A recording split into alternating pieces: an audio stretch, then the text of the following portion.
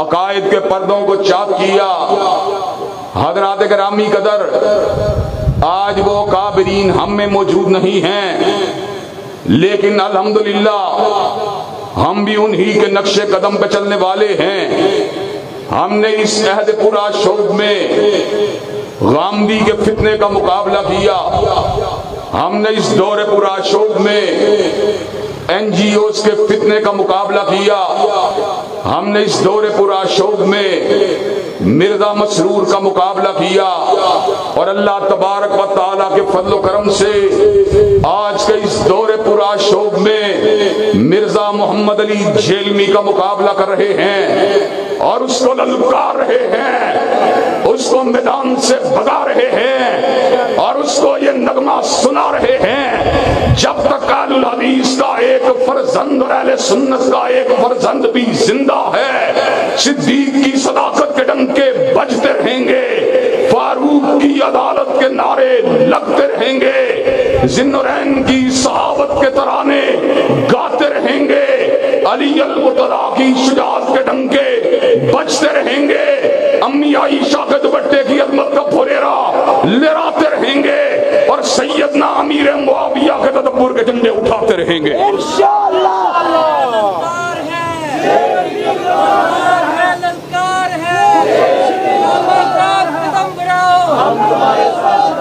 حضرات گرامی قدر، ہم نے حکمرانوں نے وقت کے چہروں کو نہیں دیکھا، ان کے بدلتے ہوئے تیوروں کو نہیں دیکھا، ان کی خوشنودی کے حصول کو نہیں دیکھا، ان کی پیشانیوں کے پر پڑنے والے بلوں کو نہیں دیکھا، ہم نے دیکھا یا رب کے قرآن کو دیکھا، یا کالی کملی والے کے فرمان کو دیکھا۔ انشاءاللہ اللہ تبارک و تعالیٰ کے فضل و کرم سے وقت آ چکا ہے، ہم اپنے اسلاف کی روایات کو پلٹا کے چھوڑیں گے، علامہ شہید کی للکار ہدایت کو اجاگر کر کے چھوڑیں گے، حبیب الرحمان کے ولولے کو زندہ و تبندہ کر کے چھوڑیں گے، اور دشمنان صحابہ کو انشاءاللہ میدان سے بھگا کے چھوڑیں گے۔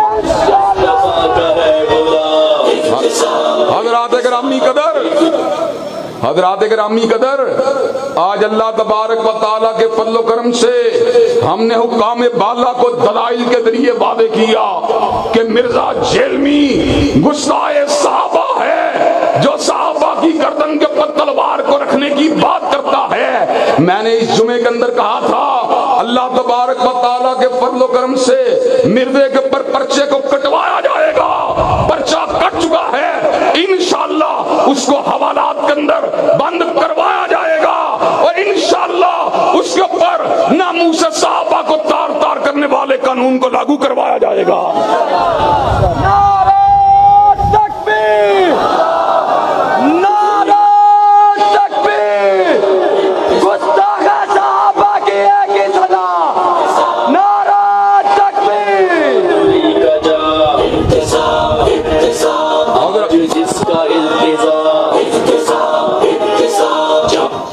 حضرات گرامی قدر، اور آپ کو یہ بات بھی بتلا دینا چاہتا ہوں، اللہ تبارک و تعالیٰ کی زمین کے اوپر فسادیوں کے لیے جگہ تنگ ہو چکی ہے۔ پچھلے سال آصف رضا علوی نے جب سیدنا صدیق کی شان اقدس کے اندر گستاخی کی تھی، حضرات گرامی قدر پاک دھرتی نے پھر اس کے وجود کو قبول نہیں کیا، اس کو وطن سے بھاگنا پڑا، لیکن حضرات گرامی قدر ایک مخصوص ٹولے نے پچھلی مرتبہ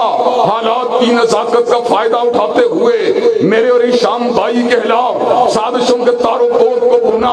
حضرات گرامی قدر میرے پر جھوٹے بہتان کو لگایا، حالانکہ میں وہ ہوں جو علی المرتضیٰ سے پیار کرنے والا، حضرت علی کی عظمت کے ڈنکے بجانے والا، علی المرتضیٰ کو حیدر کرار سمجھنے والا، اسد اللہ الغالب سمجھنے والا، فاتح حیبر سمجھنے والا، قاتل مرحب سمجھنے والا، حسنین کا بابا سمجھنے والا، مسلمانوں کا حلیفہ راشد سمجھنے والا، اہل بیت کی توہین کا جھوٹا الزام لگایا۔ حضرات گرامی قدر، چونکہ میں فسادی نہیں تھا، میں ملک سے نہیں بھاگا، میں نے آنکھوں میں آنکھیں ڈال کے یہ بات کہی، میں شیر ہوں جو گرجتا ہوں میدان میں، میں بلی نہیں جو کشار میں کرتی ہے میاؤں میاؤں۔ حضرات گرامی قدر، میں نے منبر رارس روڈ کے اوپر کھڑے ہو کے کہا تھا، میں اس پاک دھرتی کے اوپر امن کا پیغام، امن کے پیغام عام کو عام کرنے والا ہوں، اللہ تبارک و تعالیٰ کی توحید کے ڈنکے بجانے والا ہوں، حضور کی ختم نبوت کا ذکر کرنے والا ہوں، صدیق کی صداقت کے گن گانے والا ہوں، فاروق کی عدالت کے نعرے لگانے والا ہوں،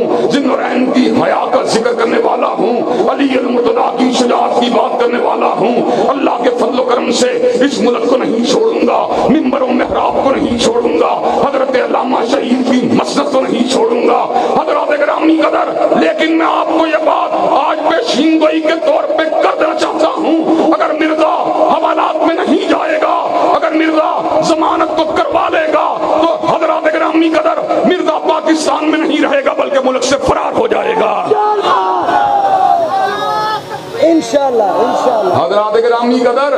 اس لیے کہ جو وفادار ہوتا ہے وہ میدان میں کھڑے ہو کر بات کو کرتا ہے۔ حضرات گرامی قدر، ہم اس کو 2 برس سے اپنے ساتھ بات کرنے کی دعوت دے رہے ہیں۔ حضرات گرامی قدر، مناظرے کے چیلنج ہم نے دیے، مباہلے کے چیلنج ہم نے دیے، ہم نے برسر عام کہا تعالوا ندعو ابناءنا وابناءکم ونساءنا ونساءکم وانفسنا وانفسکم ثم نبتہل فنجعل لعنۃ اللہ علی الکاذبین۔ وہ آیات مباہلہ کے شان نزول کی بات کرتا رہا، آیات مباہلہ کے پس منظر کی بات کرتا رہا، آیات مباہلہ کے اندر آنے والے صحابیوں کی بات کرتا رہا، لیکن چیلنج مباہلہ کو قبول نہیں کیا۔ حضرات گرامی قدر، آنکھوں میں آنکھوں کو نہیں ڈالا، ہاتھ میں پنجے کو نہیں ڈالا، ہم نے کہا تو لارنس روڈ پہ آ، ہم مباہلے کے لیے تیار ہیں، تو ہمیں جیلم میں بلا، ہم تیرے پاس آنے کے لیے تیار ہیں، ہم ڈنکے کی چوٹ اس بات کا اعلان کرتے رہیں گے جس نے حضور کے روح انور کی حالت ایمان میں زیارت کی ہے، ہاں وہ صدیق ہو،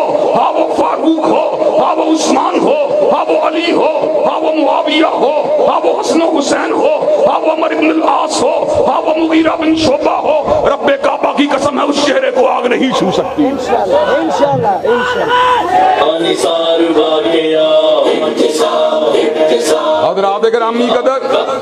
حضرات گرامی قدر، ہم نے اس بات کے اوپر مباہلے کا چیلنج دیا، وہ حضرت معاویہ کو جہنم کی طرف دعوت دینے والی جماعت کے ساتھ تعبیر کرتا رہا، اور ہم فئتین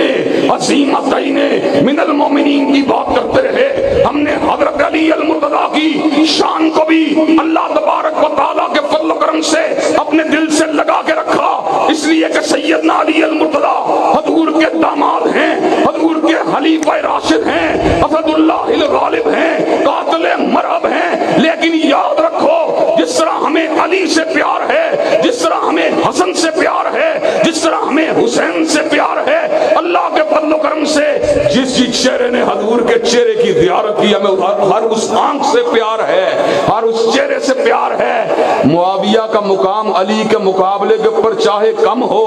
معاویہ کا مقام چاہے حسن و حسین کے مقابلے کے اوپر کم ہو، لیکن اللہ تعالیٰ کی قسم ہے 1 کروڑ مرزا جیلمی اگر جمع ہو جائیں سیدنا معاویہ کے جوتے کے تلوے کا مقابلہ بھی نہیں کر سکتے۔ حضرات گرامی قدر، مجھے یہ بات بتلائیے، اس ملک کو اللہ تبارک و تعالیٰ کے فضل و کرم سے اہل سنت کا ملک بنانے کے لیے، صحابہ کرام سے پیار کرنے والوں کا ملک بنانے کے لیے، حضور علیہ السلام کے دوستوں، یاروں اور آپ کے گھر والوں کے احترام کو عام کرنے کے لیے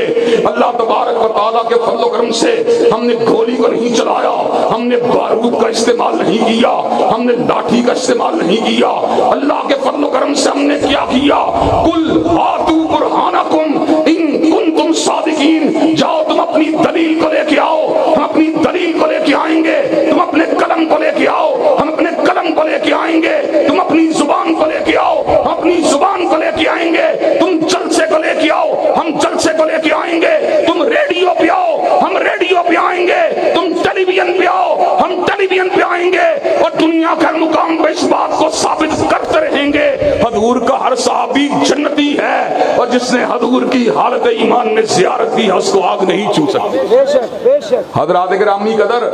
فضائل صحابہ کے عنوان کو اللہ تبارک و تعالیٰ کے فضل و کرم سے معاشرے کے اندر متعارف کرواتے ہوئے حضرت امام الاثر علامہ ثانوی ظہیر شہید رحمت اللہ علیہ نے جام شہادت کو نوش کر لیا۔ ہم بڑے گناہگار ہیں، بڑے خطاکار ہیں، چاہے وہ ابتسام ہو، چاہے وہ معتصم ہو، چاہے وہ ہشام ہو، ہم حضرت شہید کے نہ علم کا مقابلہ کر سکتے ہیں، نہ عمل کا مقابلہ کر سکتے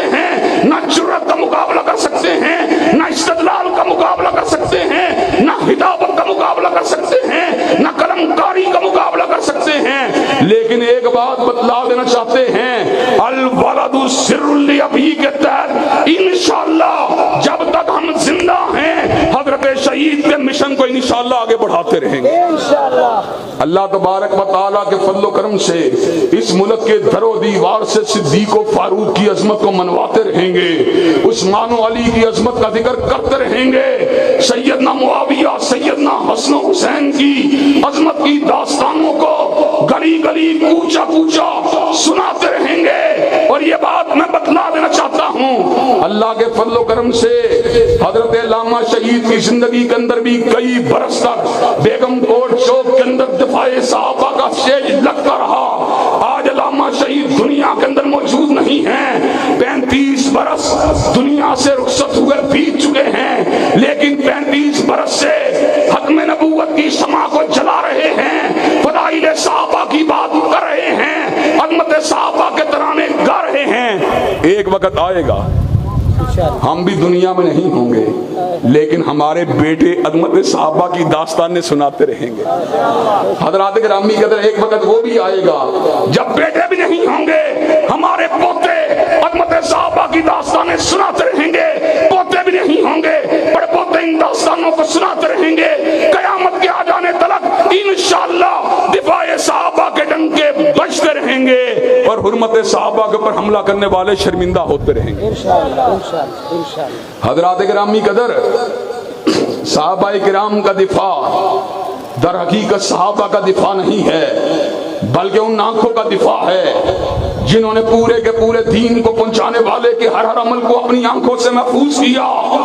اگر صدیقہ کی زندگی کو نکال دیا جائے، مجھے یہ بات بتلاؤ،